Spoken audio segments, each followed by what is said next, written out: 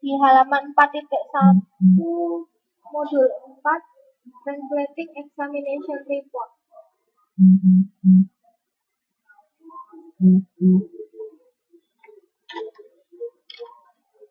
Nah, di sini kita akan belajar. Jadi di sini kita akan belajar dua modul ya. Jadi modul 4 tentang Translate Examination Report dan modul 5 tentang Translating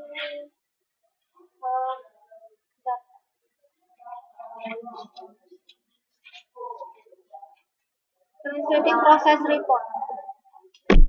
Tapi yang pertama kita belajar tentang Translating Examination Report dulu. Oke, saya mulai ya. Nah, ada beberapa hal yang harus diperhatikan ketika akan menerjemahkan sesuatu, terutama examination report. Jadi, apa sih examination report itu? Examination report itu merupakan sebuah laporan hasil pemeriksaan yang tidak hanya berkaitan dengan ilmu kedokteran, namun bisa juga dalam hal politik, hukum, dan lain sebagainya. Jadi, kalau misalnya kita dengar examination report itu seakan-akan itu cuma laporan kesehatan kita aja gitu ya, tapi sebenarnya enggak. Jadi examination report itu bisa jadi dalam hal politik, hukum, dan lain sebagainya, tergantung dari mana report itu dibuat gitu ya. Terus menerjemahkan teks report itu lebih sukar karena harus memperhatikan beberapa hal. Yang pertama terkait dengan subjeknya. Jadi subjek itu dalam artian kedokteran kah, politik kah, hukum kah, atau teknik kah gitu. Terus terkait dengan inti atau makna dari teks tersebut. Juga karena dia memiliki kata-kata ilmiah yang belum tentu dapat diterjemahkan ke dalam bahasa Indonesia. Jadi misalnya kayak di biologi mungkin Bapak masih tahu. Ya, waalaikumsalam, Mbak. Kita belajar modul 4 ya Mbak ya, halaman 4.1. Nah, saya lanjutkan. Misalnya Mbak ini pernah tahu, masih ingat pelajaran biologi zaman SMA? Itu kan ada misalnya istilahnya Oryza sativa. Itu kan bahasa Latin ya, bahasa Latin dari padi. Nah, itu kan kata ilmiah yang nggak bisa dirubah gitu. Jadi itu harus diperhatikan. Nah,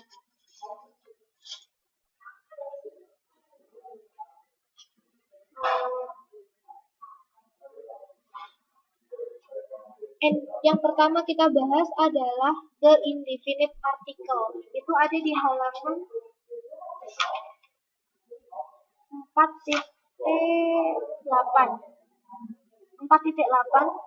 tentang indefinite article.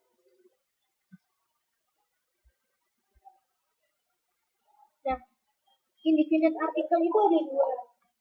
Jadi ada a atau an yang merupakan penunjuk kata benda atau menyatakan sebuah ya, sebuah. Jadi kalau misalnya diartikan itu ada sebuah, bisa seorang, bisa satu, tergantung dari kata benda yang ditunjuk itu apa. Jadi misalnya, ya itu bisa berubah artinya. Jadi misalnya kayak contohnya itu kan di activity 1 yang A, activity 1 yang di activity 1 yang C. Once we were at a charity lunch with Princess Diana. Itu artinya kan suatu ketika kami menghadiri sebuah acara. Kenapa kok dia sebuah? Karena charity lunch itu adalah kata benda. Jadi dia sebuah gitu ya. Jangan berbeda dengan yang B. Yang activity 1B. Yang language point indefinite yang B itu kan ada I did not want to be a cancer patient.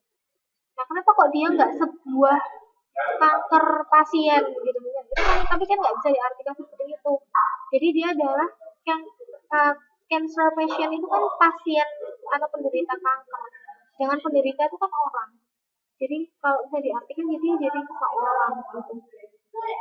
Terus kata-kata seperti cancer itu kalau di bahasa Indonesia kan menjadi kanker. Dan kata-kata seperti ini yang mungkin nanti akan sering ditemui di dalam examination report gitu ya. Terus itu ada you'll be charged an extra $10 if you return the car a day late. Nah, di situ ada an extra, ya kan? Di situ ada an extra di sini, an extra. Terus di situ bukan seorang, tapi dia sebesar $10. Maaf, ini tadi belum saya buat. Sebenarnya ini sebesar $10. Terus return the car a day late, bukan sehari tapi 1 hari gitu. Jadi harus hati-hati ketika menerjemahkan the indefinite article karena bisa berubah artinya. Terus selanjutnya dibuka halaman 4.10 tentang may or might. Nah, may itu seringkali menjadi masalah ketika diterjemahkan karena sangat bergantung pada konteks kalimatnya. Nah, ini kalau misalnya diterjemahkan itu menjadi boleh atau mungkin. Sebagai contoh yang ada di contoh language point MyNet halaman 4.10 itu kan ada A sampai G, ya kan? Itu semuanya kalau diterjemahkan tuh menjadi mungkin. Jadi saya contohnya tuh, he had internal combustion and might explode without warning. Dia mempunyai pembakaran dalam dan mungkin meledak tanpa peringatan. Might itu mungkin. Gitu ya. Atau itu yang C itu bisa gini. We might be sitting around and chatting. Kita bisa duduk melingkar dan berbicara atau ngobrol. Jadi tergantung konteks kalimatnya itu boleh apa mungkin gitu ya yang diartikan. Sampai sini ada pertanyaan?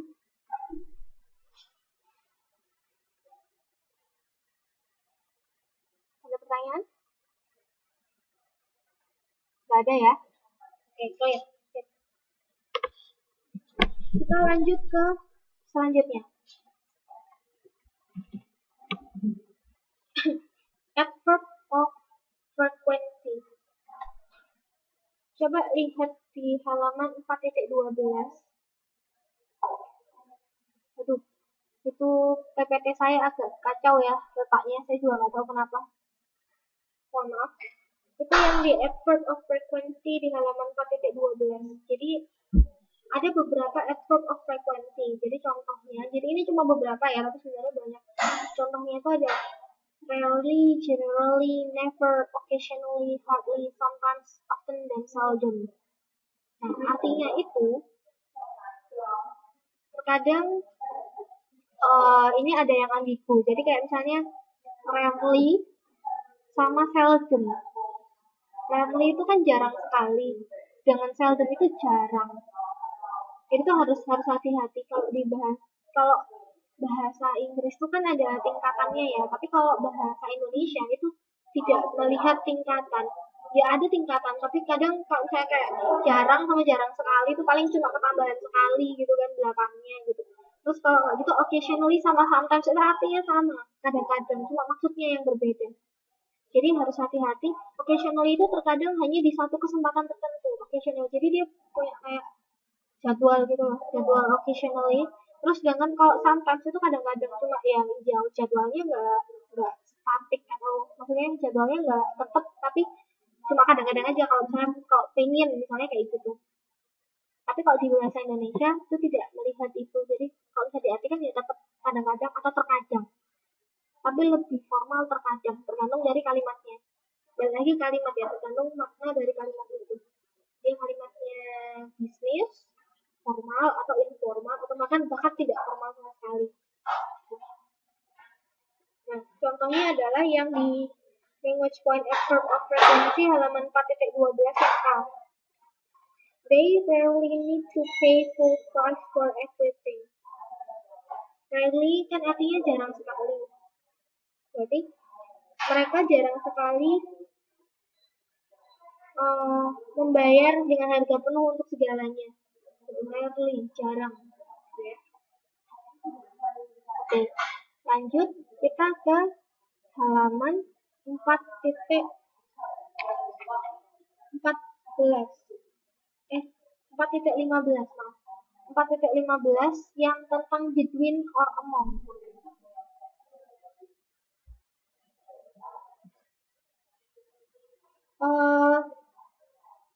Between dan among itu ambigu ketika diterjemahkan ke dalam bahasa Indonesia, karena keduanya itu lazim berpadanan dengan kata antara dan di antara. Jadi between itu kan bisa diartikan antara, bisa diartikan di antara. Dengan among itu juga sama, bisa diartikan antara atau di antara, tergantung kalimatnya.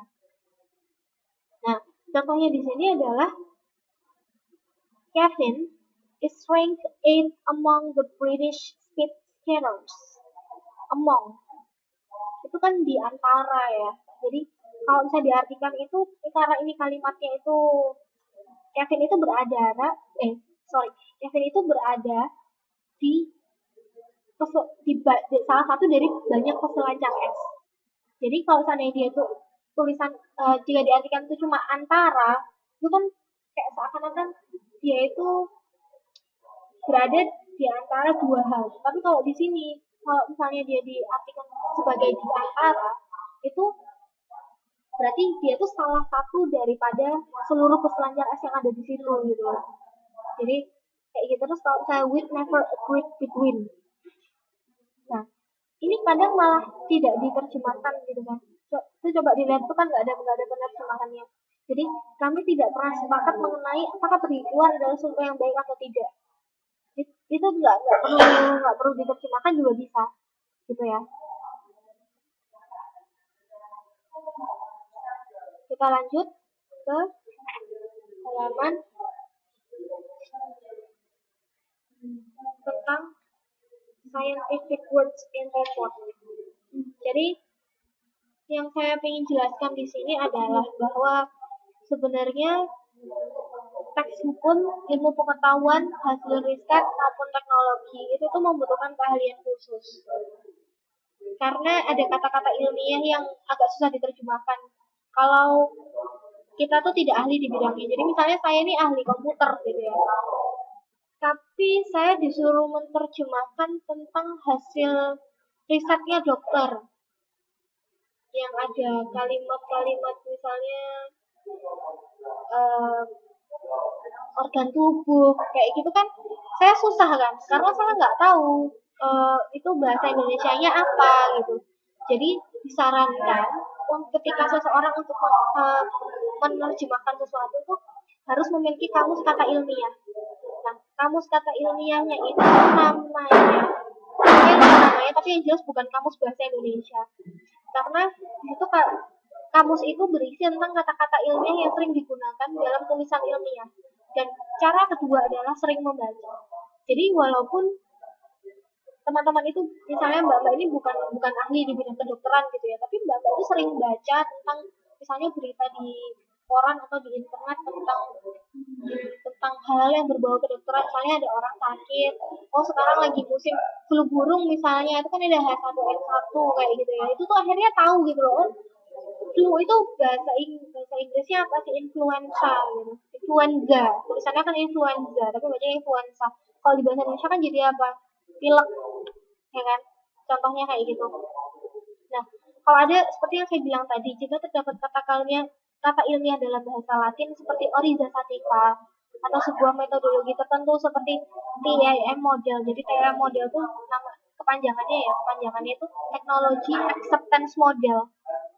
Tidak perlu diterjemahkan ke dalam bahasa Indonesia karena akan jadi kaku dan tidak dimengerti oleh orang lain. Karena ketika kita menerjemahkan itu bisa jadi terjemahan itu adalah untuk orang yang ahli di bidang itu juga. Jadi misalnya ahli di biologi, kita disuruh ahli biologi minta sama kita, tolong terjemahin dong report saya biologi nih gitu tentang padi, tentang Oryza sativa. Teman-teman nggak bisa mengartikan Oryza sativa itu padi karena nama latinnya itu Oryza sativa, karena itu Oryza sativa itu memang sudah lazim dipakai di ilmu biologi kayak gitu. Gitu ya. Ada pertanyaan sampai sini? Clear? Oke. Nah, kita lanjut ke halaman tentang yang halaman 4.37 tentang for. Nah, sebelumnya di pertemuan sebelumnya saya sudah membahas tentang for. Ini saya bahas lagi karena di sini konteksnya adalah untuk report, gitu ya. Nah, preposisi for itu dapat berarti beberapa hal tergantung dari makna sebuah kalimat atau kata yang mengikutinya, yaitu, dan ini artinya itu bisa 4, untuk, demi, bagi, karena.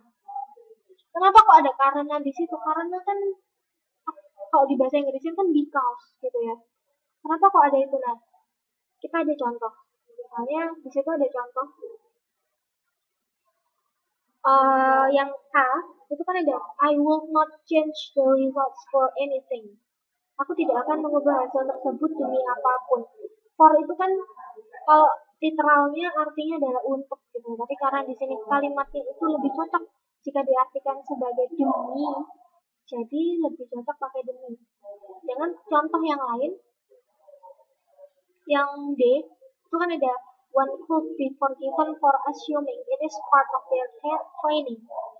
Jadi for di situ diartikan karena, sebagai karena. Seorang dapat dimaafkan karena menganggap hal itu adalah bagian dari pelatihan mereka, bukan untuk menganggap, demi menganggap, bagi menganggap, tidak, karena itu nggak cocok, gitu ya. For assuming, karena menganggap. Jadi ketika mengartikan sesuatu, saya sarankan, benar-benar saya menyarankan bahwa harus diartikan sesuai makna yang ada dalam kalimat itu, gitu ya.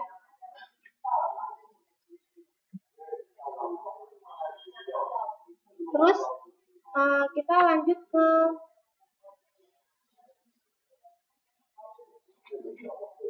halaman 4.40.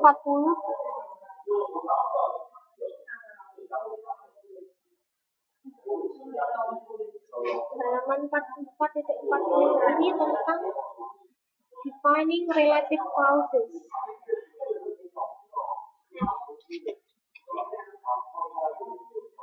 Sebentar. Jadi relative clauses itu kan ada banyak ya, ada what, who, which, where, dan lain sebagainya. Nah, kendala menerjemahkannya itu karena ini merupakan bagian dari sebuah kalimat kompleks yang harus dilihat intisari kalimatnya dan maksud sebenarnya dari kalimat itu. Namun semuanya itu juga dapat berarti yang. Jadi kalau misalnya ada kalimat ini, he did not say exactly who asked him to do it. Dia tidak mengatakan persis siapa yang memintanya untuk melakukan hal tersebut. Berarti itu kan literal kan. Jadi arti literal dari who itu diartikan menjadi siapa.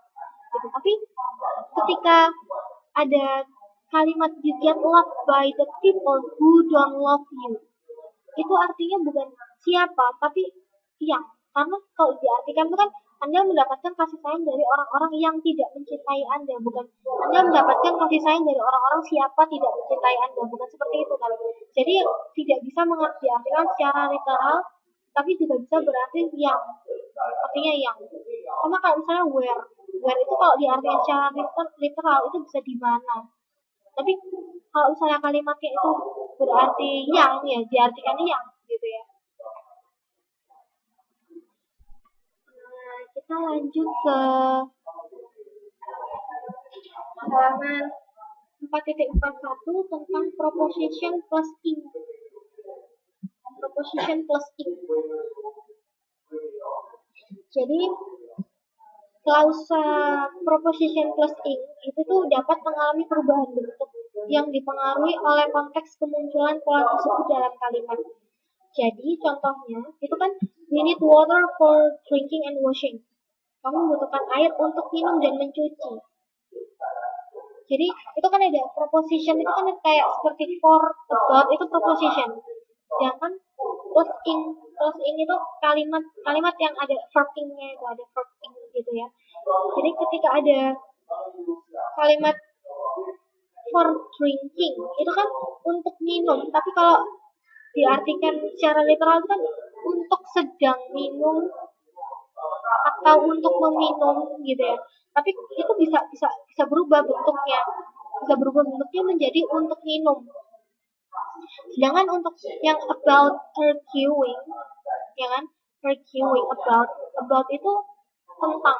Tapi dia juga bisa berubah artinya menjadi untuk gitu ya. Karena kalau saya diartikan orang tergesa-gesa tentang berdebat dan berteriak, aneh ya. Jadi lebih cocok jika diganti menjadi untuk. Karena bahasa Indonesia itu fleksibel. Jadi tidak seperti bahasa Inggris yang rumit untuk diartikan gitu ya berdasarkan kalimatnya. Oke, kita lanjut ke halaman 4.42.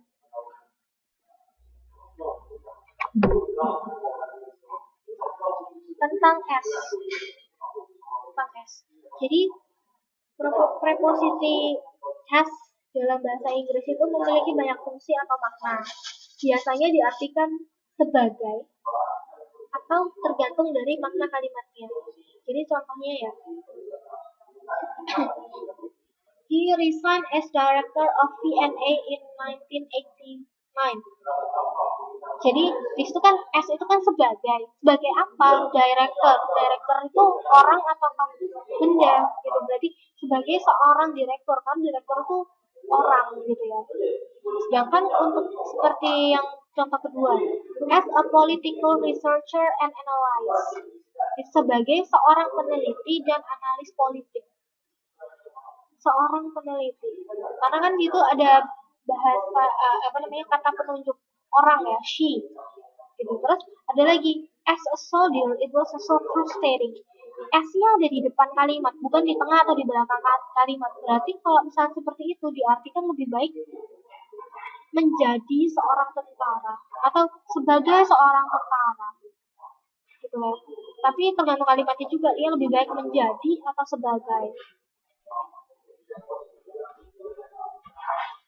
Nah, bagaimana dengan yang di halaman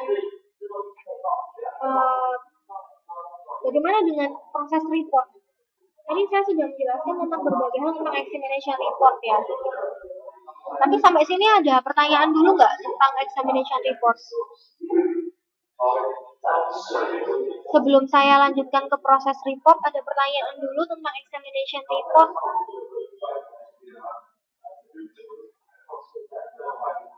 Oke, sebentar Bu. Nanti kalau misalnya ada pertanyaan langsung tanya aja ya Mbak ya, nggak apa-apa langsung di chat. Nanti saya langsung jawab insya Allah. Oke, kita lanjut ke translating process report. Halaman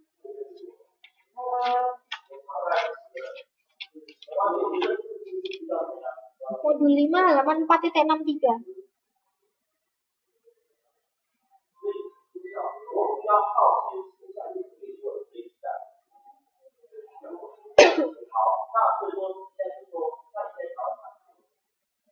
Nah, di sini apa sih bedanya proses sama examination gitu? Nah, proses report itu merupakan sebuah laporan proses sesuatu yang telah dikerjakan. Sehingga kalimat yang sering digunakan menggunakan kalimat pasif. Kalau misalnya examination report itu lebih ke arah hal yang sudah dikerjakan tapi masih tetap dikerjakan. Tapi kalau proses report itu pasif, dia udah selesai. Jadi lebih banyak pasif, terus lebih banyak kalimat lampau seperti itu. Nah, language point yang akan dipelajari itu ada banyak. Jadi yang pertama pasif, yang kedua adjective plus infinite, yang ketiga past virtual perfect tense, yang empat such as, terus another as a pronoun, past perfect or past perfect continuous, terus ada lagi phrasal verb to stand, terus link words, dan ing form. Kita belajar yang pertama tentang pasif. Oh ya, saya lupa ada satu hal lagi. Menerjemahkan teks itu merupakan tugas yang tidak ringan. ya. Jadi harus mencari padanan kata yang lazim digunakan di bidang yang bersangkutan. Seperti yang saya bilang tadi. Contohnya, yang agak susah itu kalau misalnya ada akronim. Akronim itu singkatan. Misalnya kayak WHO sama UNESCO, itu nggak perlu diterjemahkan. Tapi yang diterjemahkan itu kepanjangannya. WHO itu kan World Health Organization. Itu kalau diterjemahkan menjadi Organisasi Kesehatan Dunia, itu nggak apa-apa diterjemahkan seperti itu. Tapi akronimnya sendiri itu jangan diterjemahkan. Karena justru akronimnya itu yang penting. Kayak WHO, UNESCO itu kan sudah dipakai di seluruh dunia kan istilah itu. Kalau seandainya itu diterjemahkan, itu menjadi aneh karena orang tuh taunya WHO bukan Organisasi Kesehatan Dunia atau OKD. Kalau misalnya WHO itu kan singkatan terus dirasa jadi OKD gitu kan, Organisasi Kesehatan Dunia itu ya aneh juga, orang mana tahu OKD itu apa gitu. Oke. Kita lanjut.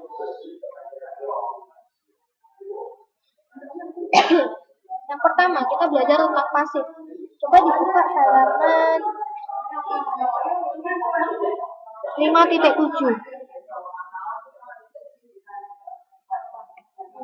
Ya.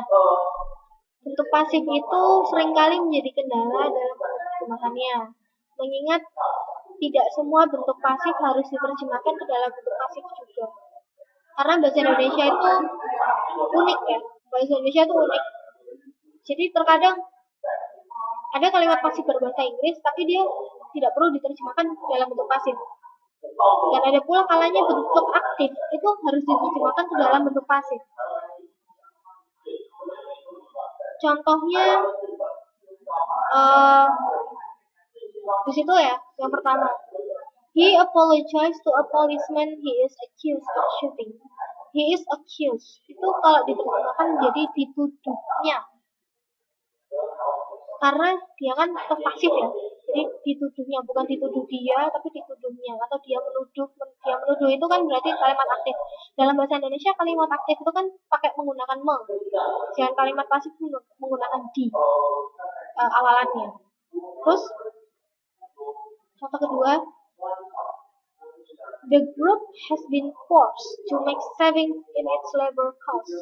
Has been forced berarti telah dipaksa. Has been past continuous ya, has been.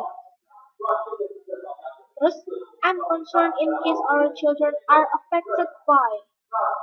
Nah ini bukan dipengaruhi tapi tetap pengaruh karena tergantung kalimatnya juga ya, tergantung kalimatnya. Selanjutnya adalah tentang adjective plus infinite yang ada di halaman 5.8. Nah, pola grammatical adjective dan infinite ini kalau diterjemahkan tuh bisa mengalami perubahan bentuk. Contohnya kayak, oh, I'm so glad to find you. Oh, aku begitu gembira menemukanmu. Bukan gembira untuk menemukanmu.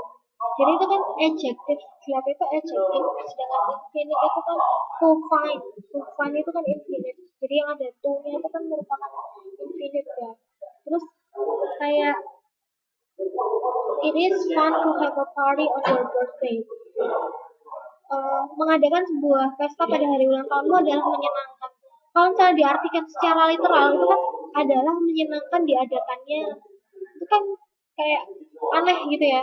Adalah menyenangkan diadakannya pesta di hari ulang tahunmu gitu. Itu kan kayak aneh gitu karena nggak lazim. Jadi harus diubah bentuknya sesuai dengan makna kalimatnya.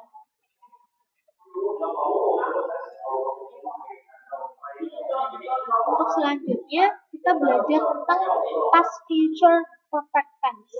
Itu ada di halaman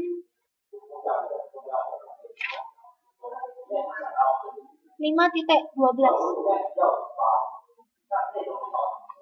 Di halaman 5.12 itu ada pola kalimat past future perfect tense itu seringkali menimbulkan masalah ketika diterjemahkan.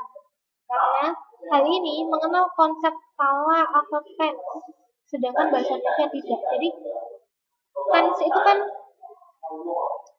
kala ya, atau waktu. Sedangkan kalau di Indonesia itu di bahasa Indonesia itu nggak ada. Jadi salah satu teknik untuk menerjemahkan pola kalimat seperti ini adalah dengan menambahkan kata tentunya. Jadi contohnya, it would have been desperately unlucky for Chesley who deserved the point. Nah, kalimat seperti ini juga bisa berubah bentuk. Jadi yang seharusnya dia tulis secara literal diartikan di depan. Kayak it would have been desperately unlucky. Kalau diartikan kan kenapa kok dia itu balik ke belakang? Kenapa kok di depan?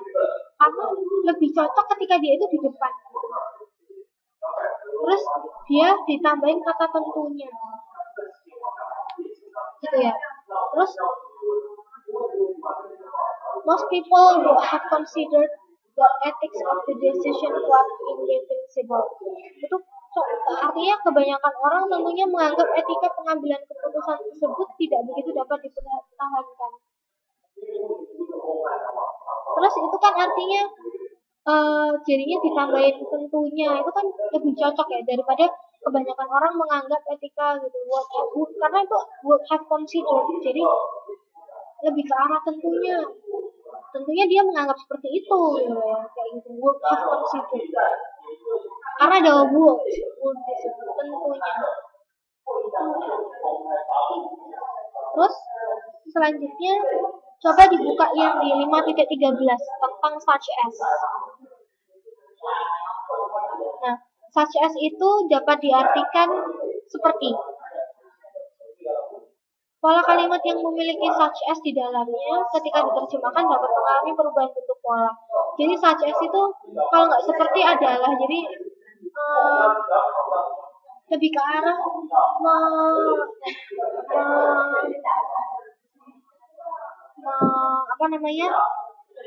menjelaskan banyak benda atau banyak sesuatu yang banyak gitu, kalimat majemuk. Jadi orang-orang menikmati olahraga musim dingin seperti bermain ski dan berselancar.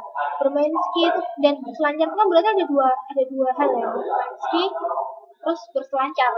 Jadi kalau seandainya ada such as berarti dia menjelaskan tentang beberapa hal, skiing and skating kayak gitu.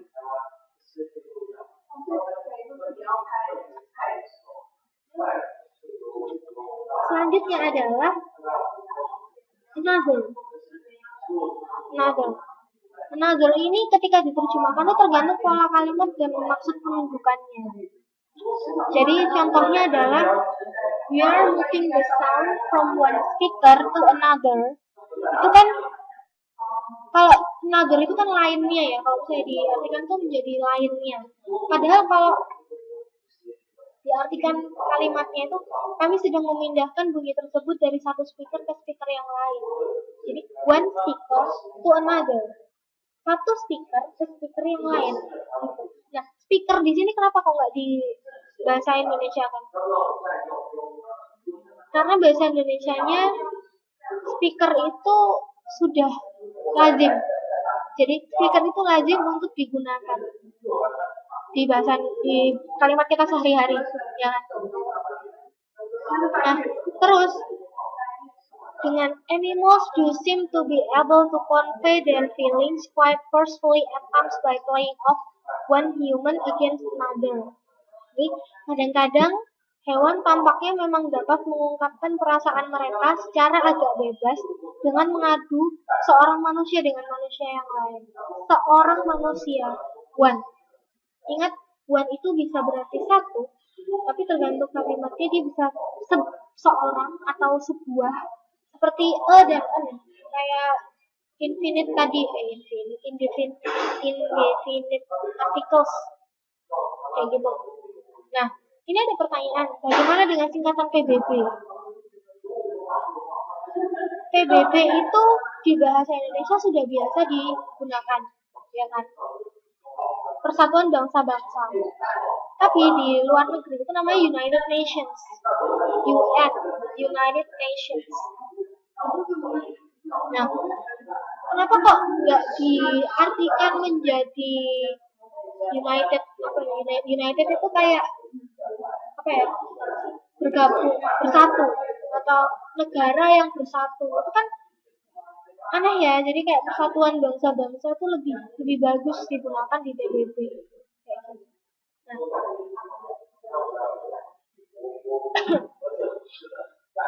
nah, selanjutnya adalah tentang past perfect atau past perfect continuous. Bentar, saya kehilangan halaman saya.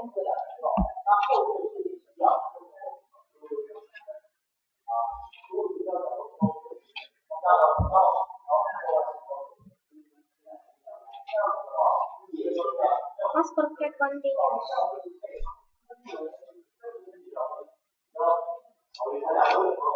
Di halaman 5.35.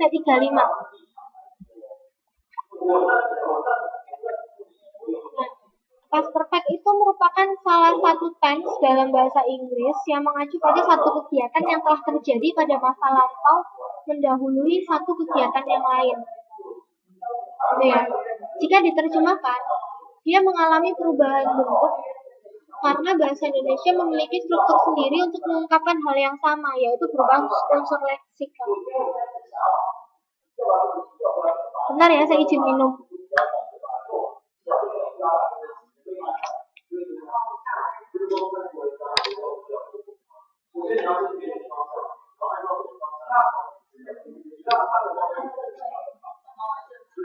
Oke.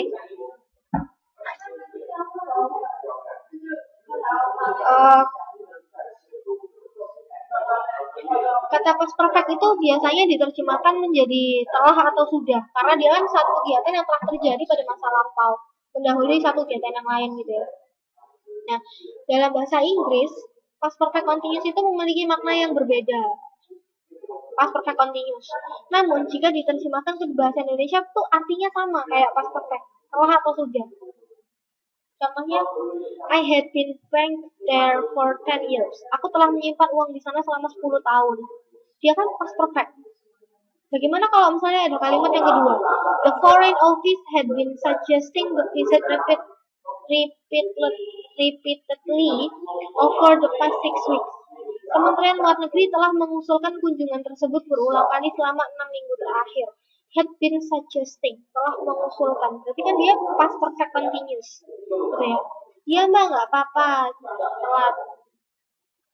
Diikutin aja ya, Mbak Vera. Terus, jadi dia past perfect atau past perfect continuous tetap sama artinya, telah atau sudah, gitu ya.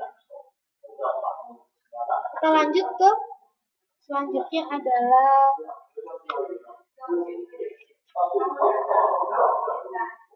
phrasal verb to stand. Phrasal verb itu apa sih? Oh iya mbak, nggak apa-apa, belajar bareng ya. Nah, phrasal verb atau kata frasa itu tidak dapat diterjemahkan kata per kata. Jadi, phrasal verb itu lebih sering digunakan dalam konteks bahasa lisan. Sebaliknya, bahasa Indonesia tidak mengenal struktur kayak gini. Jadi, strategi yang dapat digunakan untuk menerjemahkan itu yang pertama itu menebak maknanya. Yang kedua, melihat variasi makna phrasal verb tersebut dalam kamus Eka Bahasa Inggris. Jadi, kamus Eka Bahasa Inggris itu kamus yang isinya frase. Jadi, banyak frase-frase bahasa Inggris yang di situ itu ditulis contoh penggunaannya dalam kalimat. Jadi satu kata itu punya banyak digunakan dalam kalimat yang berbeda, artinya bisa berbeda. Nah, terus mencocokkan tebakan Anda tadi, tebakan Mbak tadi sama salah satu variasi makna yang cocok. Terus terjemahannya itu didiskusikan dengan orang yang penguasaan bahasa Inggris mereka cukup baik, karena terkadang kalau misalnya tebakan kita itu benar terus di kamus itu ternyata berbeda, bisa jadi orang lain yang bahasa Inggrisnya bagus itu punya pendapat yang berbeda juga. Jadi lebih baik jika didiskusikan sama orang lain. Nah, contohnya gini, stand back or I'll fire, mundur atau akan kutembak. Stand itu kan sebenarnya artinya berdiri, tapi kenapa di sini kok artinya jadi mundur? Karena di situ dia ditambah stand back. stand back. Itu artinya mundur. Kalau stand sendiri dia berdiri. Contohnya frasa gini, stand back itu kan berdiri belakang. Ya kan, back itu kan belakang. Stand itu berdiri, berdiri dan belakang. Itu frase kan. Kalau diartikan itu jadi mundur kayak gitu. Nah, contoh lain itu we did not intend to give up and we ask all our supporters to stand by us. To stand. To stand itu kan artinya untuk berdiri atau sedang berdiri atau berdiri. Tapi dia menjadi mendukung karena tergantung kalimatnya tadi. We ask all our supporters to stand by us. Untuk mendukung kita atau pendukung kita untuk mendukung kita, modelnya kayak gitu ya. Jadi sekali lagi saya ingatkan, sebuah kata ketika digunakan di kalimat yang berbeda, dia akan memiliki makna yang berbeda, seperti to stand ini tadi. Karena saya sering menemukan ketika mbak-mbak ada yang menerjemahkan tugas-tugas sebelumnya ya, ada yang menerjemahkan itu benar-benar diterjemahkan secara literal. Padahal kalau seandainya diperhatikan dari kalimatnya, dari maknanya itu tidak bisa diterjemahkan secara literal.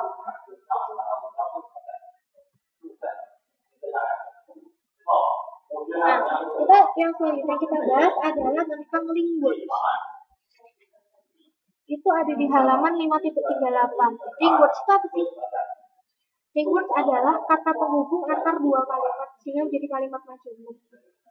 Nah, itu contohnya, jadi kayak ada dua kalimat harus digabungin pakai satu kata gitu ya, namanya link words.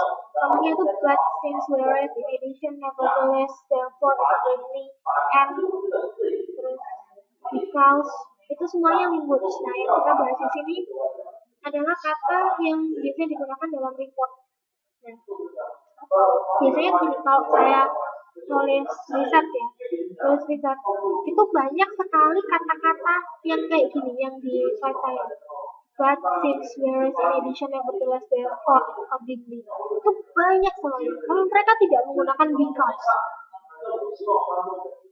karena yang namanya report itu sebuah report, laporan yang formal, laporan yang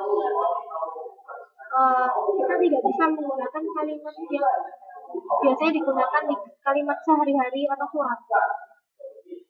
Jadi walaupun artinya sama, kayak misalnya since, itu kan artinya sama dengan because, tapi kebanyakan kalau di report tuh menggunakan kata since atau due to. Kayak ini kan ada due to, ya kan? Terus ada lagi whereas, sedangkan. Lebih banyak lagi kalau ada kata therefore, oleh karena itu, atau accordingly, oleh sebab itu, karena mereka sebenarnya artinya sama ya. Tapi kalau di bahasa Indonesia kan artinya bisa beda. Oleh karena itu, oleh sebab itu. Nah, di sini Mbak harus benar-benar memahami betul bahwa report itu kalimatnya bisa aneh-aneh. Apalagi link words-nya, dan kepadangan kalimat antara misalnya kalimat yang diartikan gitu ya, dia kalimat satu kalimat terus ada dua kalimat yang digabungkan oleh link words, kalimat satu dan kalimat dua digabungkan, misalnya ada but di tengah-tengah, itu ketika diartikan bisa di switch, kalimat yang kedua ada di depan, kalimat satu ada di belakang, itu bisa jadi kayak gitu ya.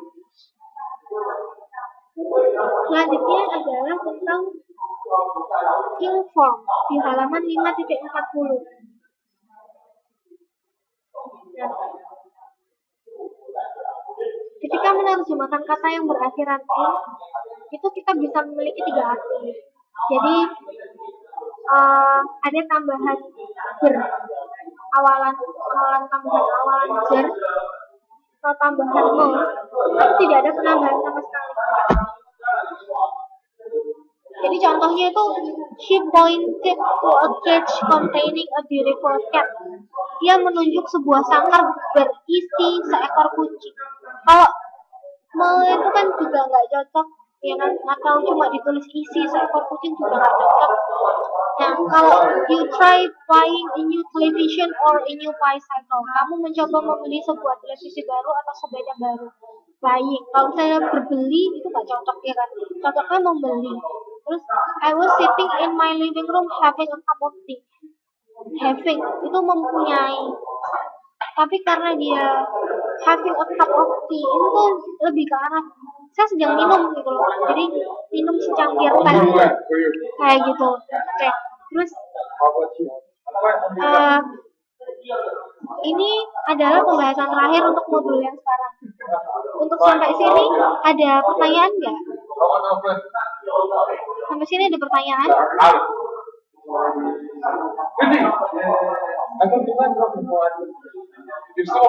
Ada pertanyaan?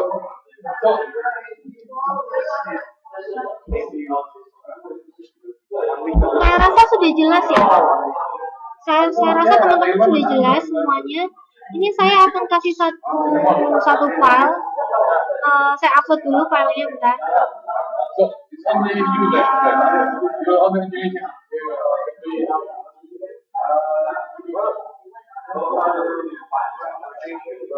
Saya ada sebuah report yang saya minta tolong Mbak untuk translate. Report ini nggak begitu banyak. Kelihatan nggak Mbak filenya?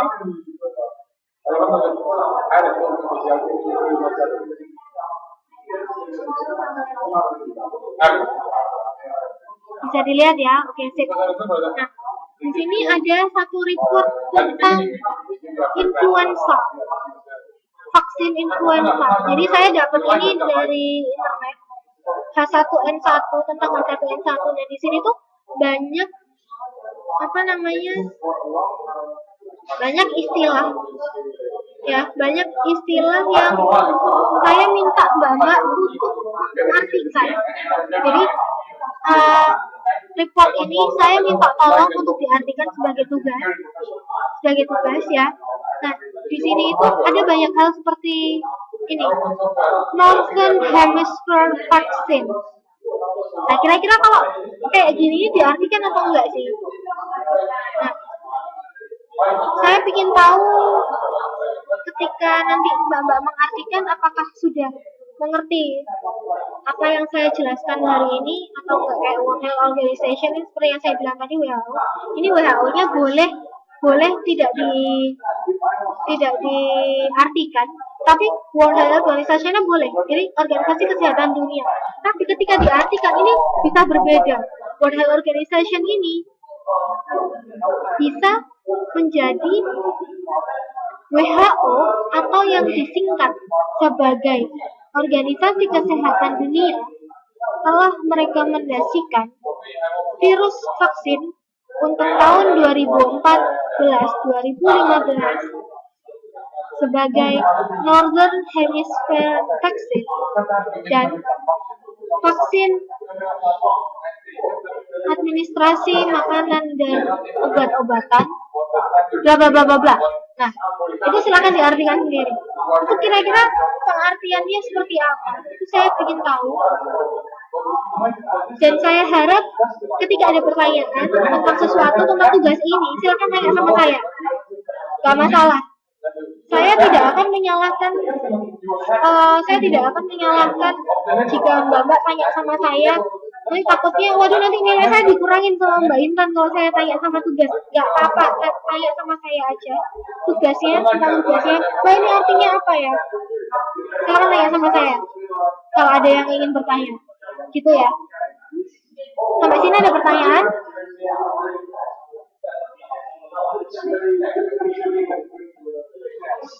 Untuk modul 6 kita bisa bahas minggu depan. Untuk modul 6.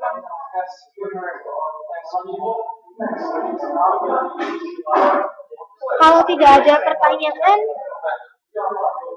bisa saya sudahin.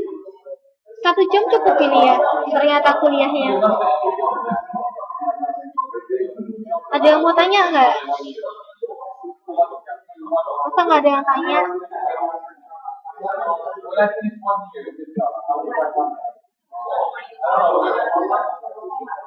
Gak ada?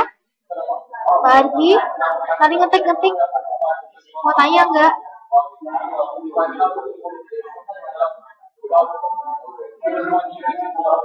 Nanti ini filenya akan saya apa namanya upload di grup file pelajarannya PPT saya, terus juga tugasnya saya akan upload di grup dan juga YouTube-nya. Wizard. Wizard itu artinya sihir. Wizard. Tapi tergantung kalimatnya, Mbak. Kalau misalnya wizard and witchcraft itu sihir. Tapi kalau wizard yang lain itu bisa sesuatu yang mistis. Jadi tergantung kalimatnya juga. Oh bukan angin topan. Wizard itu bukan angin topan. Angin topan itu apa namanya angin topan itu? Iya penyihir. Penyihir, wizard itu penyihir. Bukan angin dahsyat. Bukan, Mbak. Kalau angin topan itu malah kayak tornado gitu. Tornado itu bahasa Inggris. Atau typhoon.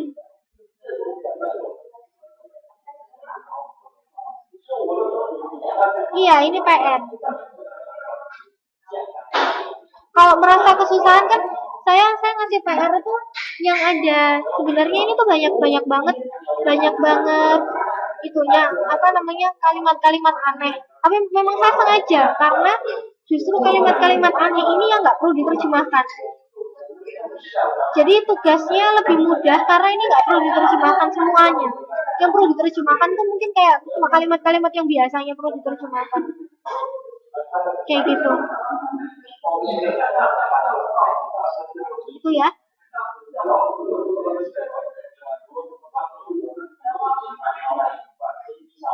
Gak apa-apa Mbak, kirim aja ke saya. Nanti saya perbaiki kalau ada yang salah.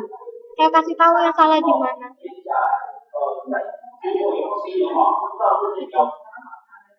Jadi dan saya tuh kalau misalnya mau ngasih nilai, saya tuh pemikirannya yang penting itu Mbak itu berusaha untuk mengasihkan ada usahanya dan sudah dikirim sama saya berani jamin nilainya bagus. Nilai tugas tapi ya, kalau nilai ujian tergantung Mbak sendiri ya. Saya nggak bisa ubah kalau nilai ujian ya.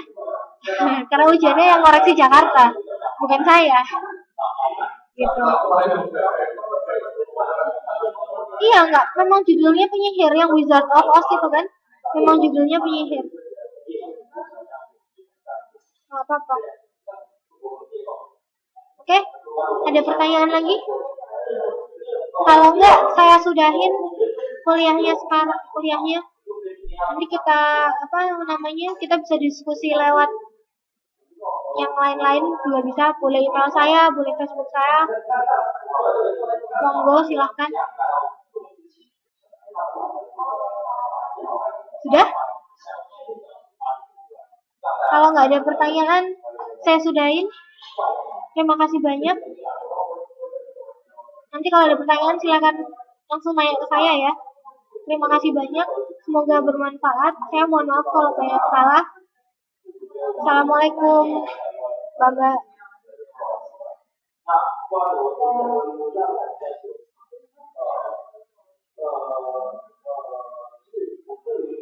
Iya Mbak. Iya nanti tugasnya saya upload. Tenang aja, tugasnya saya upload nanti di grup.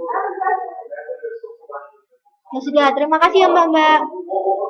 Ini tugasnya saya upload di grup nanti. Ini file kita belajar ini juga saya upload di YouTube kok ya. Terima kasih. Assalamualaikum.